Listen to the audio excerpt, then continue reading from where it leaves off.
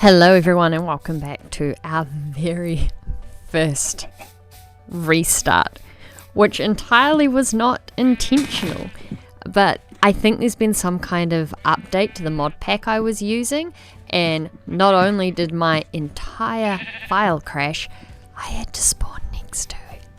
And is it an Illager's outpost? I can't quite remember what it's called, but I knew we weren't going that way. And I lost my entire world, and then I restarted a new one, which wasn't this one, and I set up an entire little base, and I placed a supply camp, and bada bing bada bum, something went completely wrong and none of the buildings would place. Of course, the first official building being the supply camp, which worked just fine, which was great, got my hopes up. So I started building around it, and then the town hall wouldn't place. And without that, I couldn't place anything. Like, I was creating it, popping it down, it would disappear from my inventory, and just not happening. So this was our third try. And like every beginning, we had to get some basics, and this time I actually planned to get the basics I needed so I could do some building and not just spend the entire time recording getting basics, even though that is the start of this video. But that was so I could get the premise out that everything went bananas and we had to restart again. But it also gave me an opportunity to not go complete birch madness, although I have stuck with some of the designs that have a lot of birch. One thing that makes me think it was an update error was I came across this abandoned village, much like we did in the last series, but unlike the last series, this one was inhabited. And not only was it inhabited by these skeletons, it was skeletons in armor and hats and whatnot, which actually meant they weren't dying during the day. Whereas in my last world and the kind of prep world that I played around for a little bit in, there were never any mobs living in these areas. So it was really cool to see, because I'm hoping that might mean there are some things inside the village that we can actually steal, like resources and things, because previously there was not.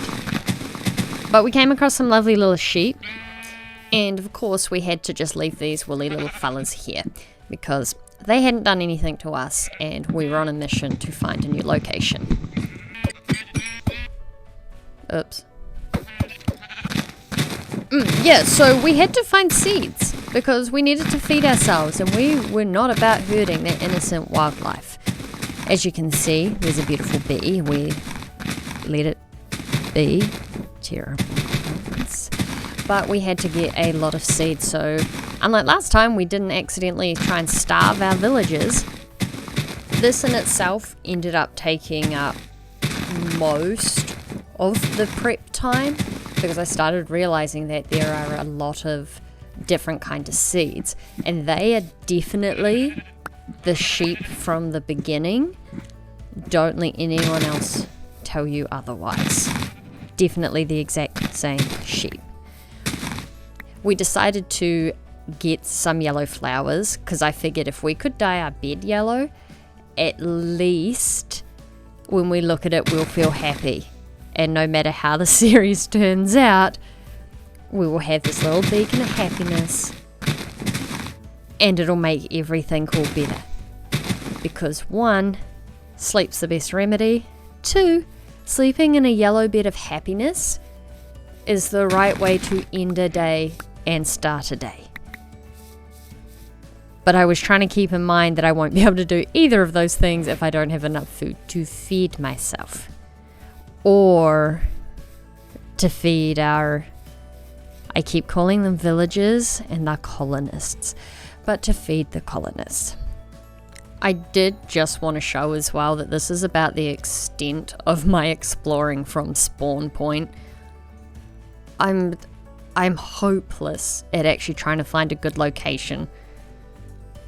But alas, that's how I choose to live my life. But I did find, using that map, which I love, a broken nether portal, which does have a beehive, which I never noticed, and found a gold pickaxe and shovel that I'm going to keep to steal those enchantments off. And then I did the zoomies, because we just needed to get moving and get some resources so we could start the good stuff. So I managed to waste a good chunk of time just being silly and trying to find things. Although I did come across another village. And some dogs. Love the dogs. But this village was full of zombies. Again, in none of my other playthroughs, not necessarily recorded, but in my own time of MineColonies, that wasn't a thing. I don't know if I've never loaded right, but never had it. So I ended up settling closer to them than I thought I would originally, but there was kind of a nice spot of land that I thought would be good. So we laid down our roots, we got our crafting table, we unloaded all the random seeds, which I'm pretty sure I didn't end up planting half of them anyway, but we have them. I did plant the corn. I will not play this without planting corn. I'm eventually going to build a kitchen. It has to happen. But we sorted that out, got the bed down, and started making some minor advancements. And then we had a nap. And then we went and ground some trees down, because we need them. And we decided to make our first supply camp. And after really just whirling through it, I decided we were going to go with the floating ship. Which, as you can imagine, took a lot of effort and a lot of naps, which you woke up with the reminder of why it's not going to work. And then I forgot like some random holes. Not a solid. Yeah. Because as you can see, this kind of structure needs a very solid ground. But it was cool. Never built the ship in the sky before. Never really felt the need to. But it has a whole bunch of different logs. So if I ever run out of any, I'm just swiping them from there. There's a gate. And it like pushes you onto the ground. I'm assuming you're just decor only. But, you know, fun things. There's a nice wee captain's quarter. Because I get to be a captain now. Because I live in a ship. It was interesting though, the one that I tried to make, but then the town hall and stuff wouldn't work, came with stone tools. So it makes me wonder what the ranking of all of these are, or if there's a specific reason. This dirt block, I should have just got it out of my toolbar, I swear to God. Or like if there are items to different supply camps that are really specific to the theme of the build, or if it's just like random twist of fate if you get stone or wood. I was going to go straight and put the town hall down, but I thought no, we're having a nap and now we're going to build a garden. And as I've made apparent while I've done my first few recordings, is that I'm not good at building. I don't have a designer's brain. So to try and make this easier on myself, I decided I want to make small add-ons, I guess, to the world. And my first one's going to be the garden, because everyone needs a garden. Again, I cannot starve my colonists again. And to try and make the design proportion of this just naptastic for me, I have based this on the garden that I'm putting together in my own life, because I do love gardening. I can be quite good at killing plants sometimes, even better at napping, but I enjoy growing my own food, and both veggies and meat. Grow everything with love, eat everything with love. It's a nice way to be.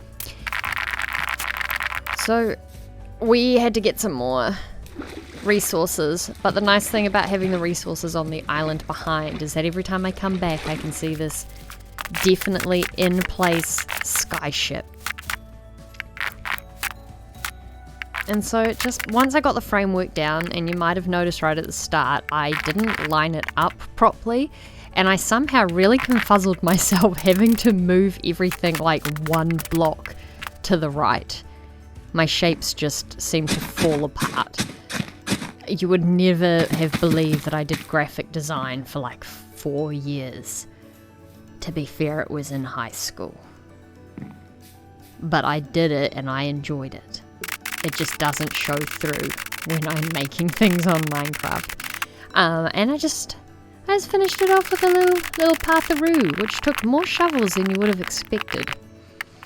My second little add-on is an indoor pool. Not really. It is a mine shaft. And I don't think I actually made a mine shaft in the last one, because I got thinking that if I got the colony up and running quickly, then the colonists would be able to do the mining. But then I was running short on resources all the time. So I thought, no, this time I'm going to risk drowning myself. Because as you can see on the map, there's a lot of waterways in this area. And we're going to build a mine shaft. And it was only the starting of one. It was just very basic, 3x4 I think, but it was enough that we got our first iron, and with that we were able to make a bucket. And I had intended to go straight to the gardens, but I decided, no, let's make some good stuff. I accidentally not made a bucket because my inventory was full. This wandering trader? Oh, if he's not in the next episode, you're gonna know why. We filled in and we decided to get old wheat. I think I ended up doing 2 of the outside square hoodangs wheat completely, and the others were oat. And see, this is why he's a problem. And the other ones were corn and oats, I believe. I'm not actually sure what other things. This man and his alpaca are going to die. Well, we started a mine, and I hated how it looked, so I tried to make it a bit fancier. And it distracted me from the fact that I really didn't know what I wanted to plant in my gardens. And I would like to point out, I'm not the biggest fan of birch, even though I went to do an entire playthrough on birch. I think I like torturing myself. But our ship in the sky does have birch accents, and I thought maybe we can just tie all of that together. But it was now that I decided we can do this. We can start our colony. However, I chose where I wanted the town hall to go and realized it collides with the top of the ship, which meant anytime we upgraded when we started building, it would mean they would rip the front of the ship off. So we scooched that to the side and brought it forward so that our ship will stay intact. And naturally I had to fix the ground a bit, but it was fine. And then classic, tried to get the builder's hut in, and hadn't started the colony, so fixed that. And then thankfully made the right decision to check the foundation of this builder's hut build, because it turns out it had an underground story, and if I'd put it where I wanted to, even though I think it looks better right at the side, it would have crushed the top of our mine shaft. So we just had to scooch that on out of the way and hope that it's fully out of the way. And then after enjoying that, I was rejected from my bed again and again, but we eventually got there. And this is where we'll leave it for today. So next time we can work on our builder's hut in our town hall, but for now we have our mining area, our farm, and our giant ship in the sky. So thank you for watching, and I hope to see you in the next episode. Bye!